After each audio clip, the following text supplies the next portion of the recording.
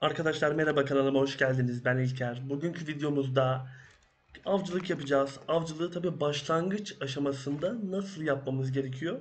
Öyle yapacağız. Sebebi biliyorsunuz, ben daha çok kimya yapıyorum ama avcılığa başlamak istiyordum uzun süredir. Yavaş yavaş kasıyordum. Hem de bunu kasarken yeni başlayacak olan arkadaşlara bir rehber niteliğinde video çekmek istedim. Aynı zamanda ben nasıl yapıyorum? Hani ben neden yapıyorum, nasıl yapıyorum onu da izah etmek istedim. Bu sadece normal gergedan keseceğiz, exp kasacağız. Tabi biraz da para da gelecek buradan.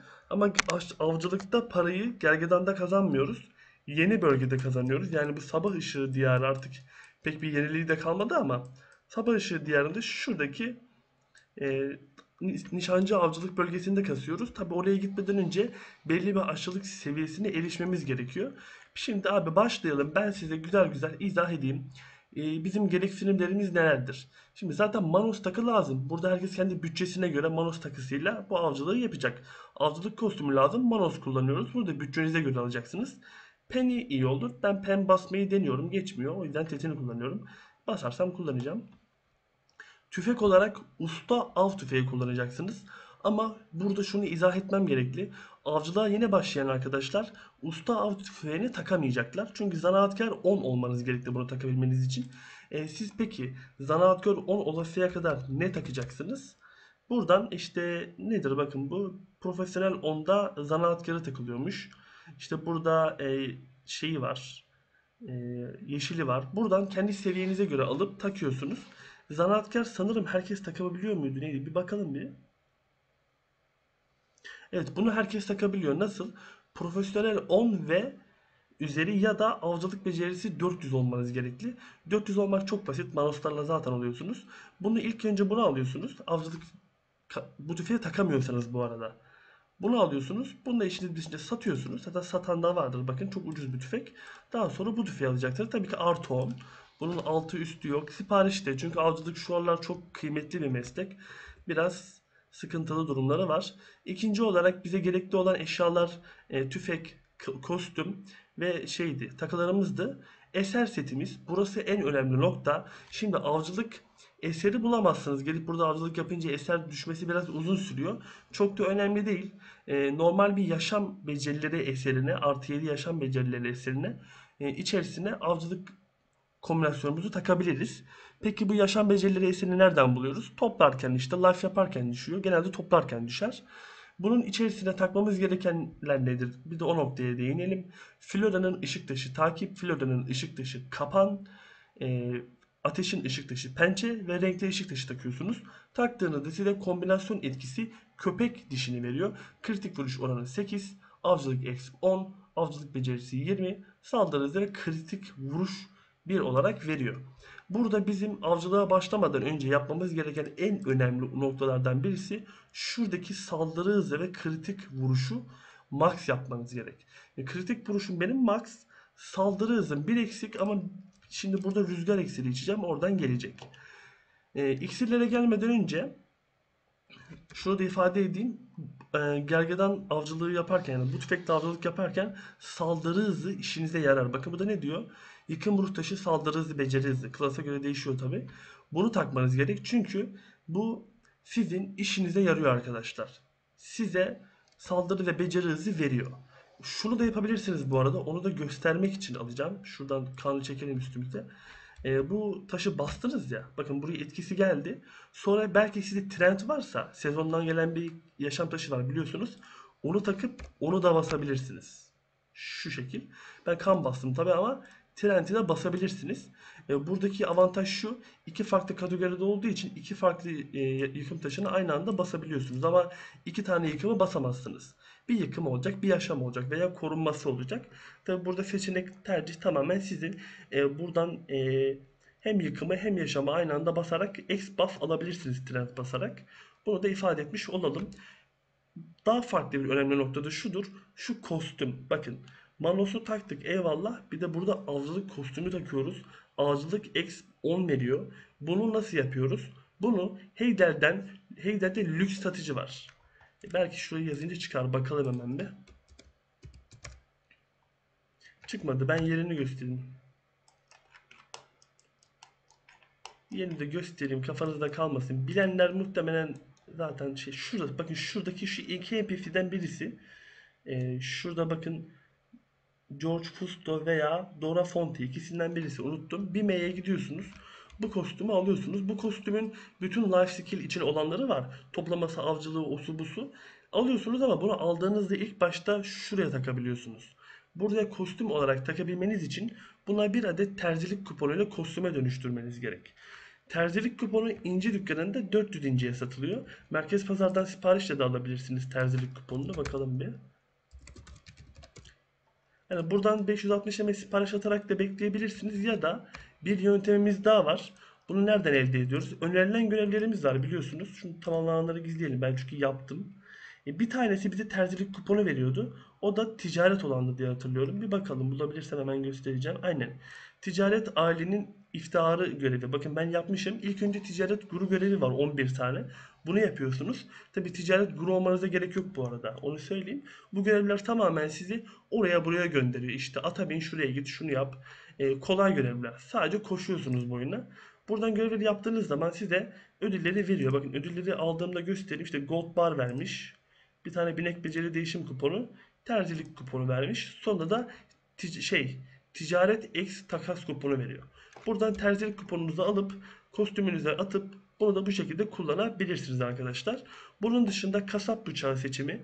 Kasap bıçağı seçiminde herhangi bir önemli ayrıntı yoktur. Kasap bıçağı, istediğiniz kasap bıçağını kullanabilirsiniz. Drop fark etmiyor. Ben Manos almaya para vermek istemediğim için bu büyülü kasap bıçaklarını kullanıyorum. Zaten burada birikiyordu bende. Hem de işe yaramış oluyorlar. Bunun dışında şunu takamıyorum değil mi üstüme? Keşke takabilsem. Neyse. Taksam bunda kritik vuruş, e, özel saldırı hasarı var ya, o yüzden takmak istedim. Şimdi taş aşamasına geçelim. Buradaki her şeyi anlattık. Taş bölümü. Şimdi şöyle arkadaşlar, taş olarak canlılık kullanıyoruz. Çünkü direkt bize avcılık becerisi artı 10 veriyor. Ben şöyle bir taş kombinasyonu kullanıyorum. Neden diye soracak olursanız, aslında şuradaki koyu kırmızı diş cesaret yerine gidip canlılık takmam gerek ama benim perim 5 tane potu aynı anda basabiliyor. Kritik potunu basamıyorum. O yüzden elimle de uğraşmak istemediğim için 10 Mastery'den feragat edip buraya kritik vuruş taşı koydum. Bunun dışında şurası komple canlılık olmalı. Eğer gergedan dönüyorsanız gergedanda kesinlikle 2 tane uğursuz takmanız gerek. Neden? Kritik vuruş hasarı veriyor. Hem de bireysel kritik vuruş hasarı vermesinin yanı sıra kritik vuruş kombinasyonu 2 tane takınca da 2 setten artı %2 veriyor. Kritik vuruş hasarı buradaki yaratıklar üzerinde işimize yarıyor bu arada. Vurduğumuz yaratıklara hasarını yükseltiyor. O yüzden dediğim gibi taş setinizi, hani eğer periniz pot basıyorsa, yani eğer perinizin 5'ten fazla pot basıyorsa bu cesaret yerine buraya da canlılık koyarsınız siz. Benimki basmadığı için böyle kullanmak zorundayım. İleride periye bir yuvarla değiştirirsem ben de düzelteceğim bunu. Bu aşamayı da geçelim. Taş aşamasını geçtik. Yemek ve iksir. İksir abi, burada kesinlikle seçkin kron yemeği yiyorsunuz. Ben aslında bir yemek kombinasyonu ayarlamıştım. Aynı biz iksir rotasyonu yapıyoruz ya. Yemek rotasyonu da ayarlamıştım. Ama çok gereksiz olduğunu düşünmeye başladım. 5 yemek, her birini yarım saatte yiyor. 2,5 saatte full rotasyon oluyorsunuz. O yüzden ona hiç girmeyeceğim. Çok uğraşılmayacak bir şeymiş. Seçkin kron yemeği yiyorsunuz. Çünkü kritik vuruş hasarı, arkadan darbe hasarı veriyor. Bunlar işimize yarıyor. Kritik vuruş saldırı hızı veriyor. Bunlar da işimize yarıyor arkadaşlar. Seçkin kronu yiyip geçiyoruz. İksir olarak da şunlara basıyoruz. Birinci basacağımız iksirin tespit iksiri kritik vuruş hasarı veriyor. Tespit iksirini ancak pazardan bulursunuz. Üretmesi çok zordur. Bunu da ifade etmiş olayım. Pazardan bulabileceğiniz bir iksir. Üretmeye kalkarsanız makarna mantarı sıkıntı yaratıyor. Bulursanız direkt pazardan yapışın. Akıcı zaman iksiri yaşam X buff veriyor. Bu yüzden bunu da üretebilirsiniz. Kolay bir iksir. Vahşi ölüm iksiri çok kolay üretilmiyor. Kimyacı arkadaşlar üretir ancak. İsabetli kritik vuruşta savunmayı yok say artı 10 veriyor. Ben bunu da basıyorum. Suikastçı iksiri. Arkadan darbe hasarı veriyor. Burada işe yarıyor arkadan darbe hasarımız. Bir de rüzgar iksiri. Saldırı hızın full olsun diye bunu kullanıyorum. Bunun yanında tabii ki yaşam bufflarına basıyorum. Nedir? İşte çadır buff'ımızı basıyoruz. Etkinlik geldi bugün. Bu etkinlik şeyini aldım, gittim, görevini yaptım. Çok kolay bu da. Bu arada O'dan yeni göreve tıklayın. Bakın burada şu şekilde görevler var. Şunu yapmamışım. Ne veriyorsa değişik bir şeyler veriyor. Gerçi bunlar 15 güzelmiş. Bunu da yaparım. Buradan gidin yapın. Size 3 adet buff veriyor. İşte life olanını veriyor. Grind olanını veriyor. Gibi gibi gibi. Kafanıza göre alın. Ben life yaptığım için bal kabağını aldım. Şaşkaloz bal kabağını. Onu da üstümüze bastık. Lara'nın sıcak çayı basacağım. Normalde Lara'nın sıcak çayını basmazdım. Çünkü hem yeni bölgedeki avcılıkta kullanılıyor. Hem de toplamada çok işime yarıyor. Ama Yaşam X eventi var bugün bildiğiniz gibi. Yaşam X şu an %100 veriyor. Bu yüzden basacağım. Zaten bir tanesi 180 dakika. Olabilecek maksimum şeyi almak istiyorum. XP almak istiyorum. Tabii bir de kitap basacağım şöyle. Hemen kitabı da basalım. Kitapta bildiğiniz gibi yaşam X veriyor zaten. Bunun hani çok açıklanacak bir bölümü yok.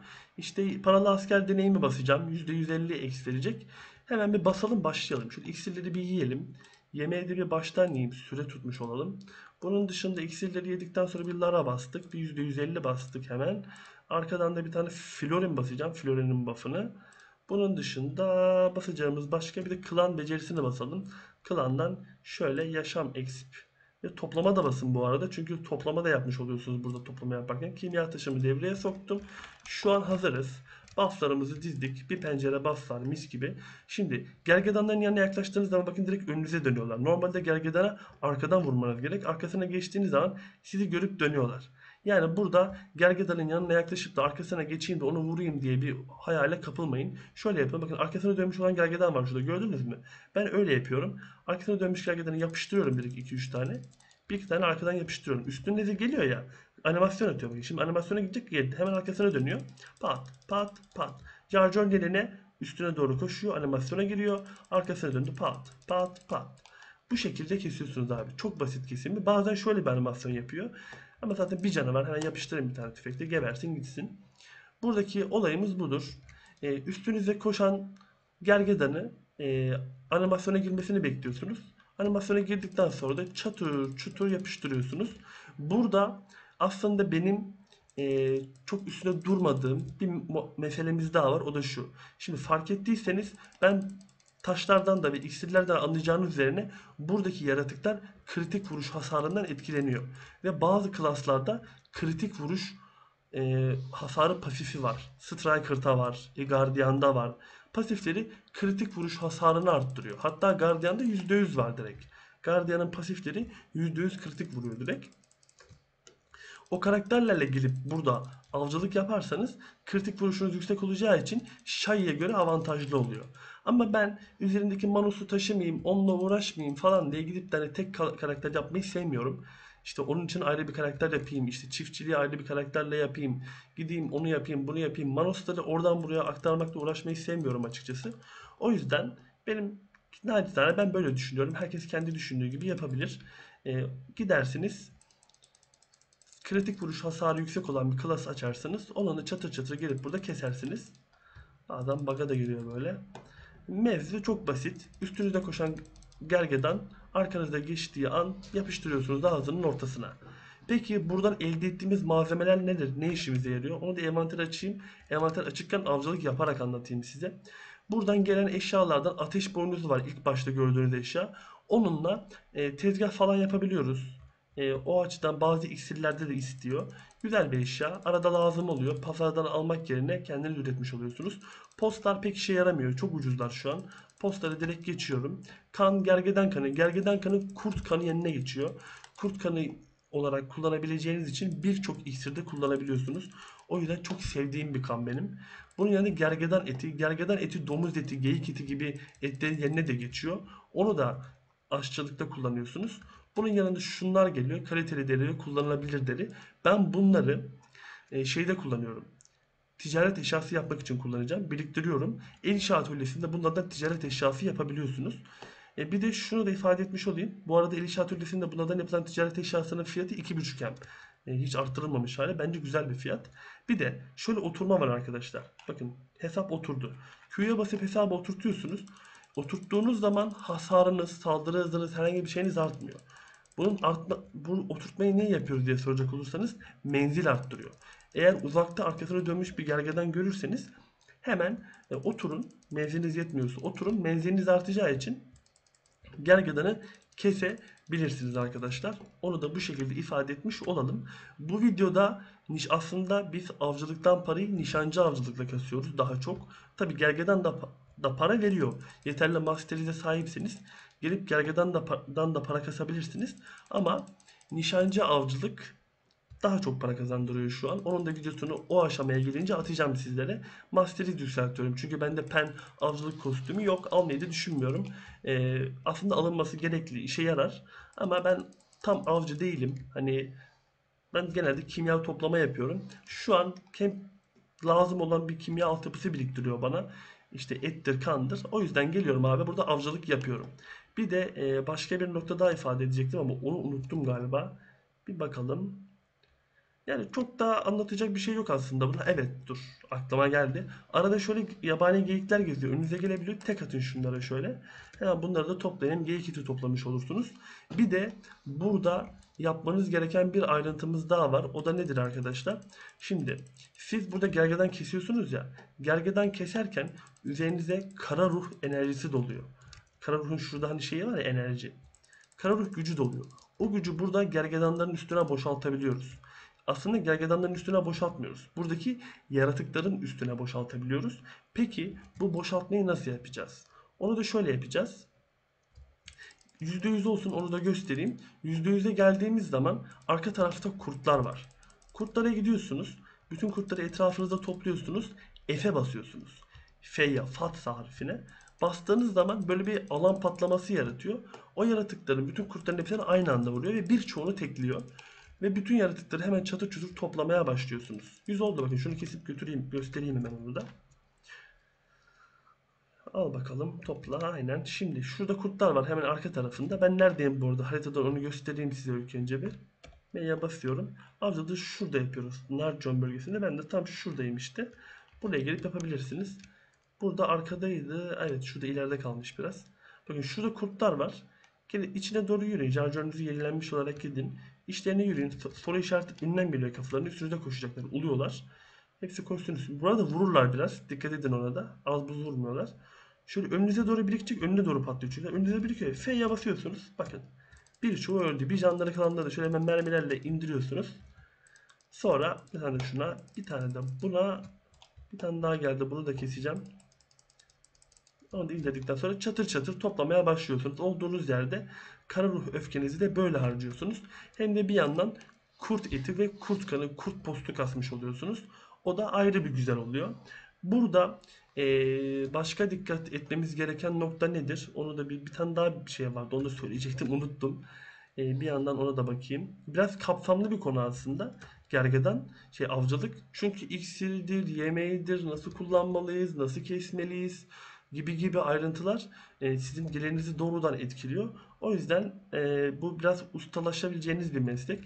Buraya gelip her şeyini öğrenip yaptığınız zaman faydalı oluyor, ama güzel bir meslek. Ben çok seviyorum şu aralar. Çok dikkatimi çekmeye başladı.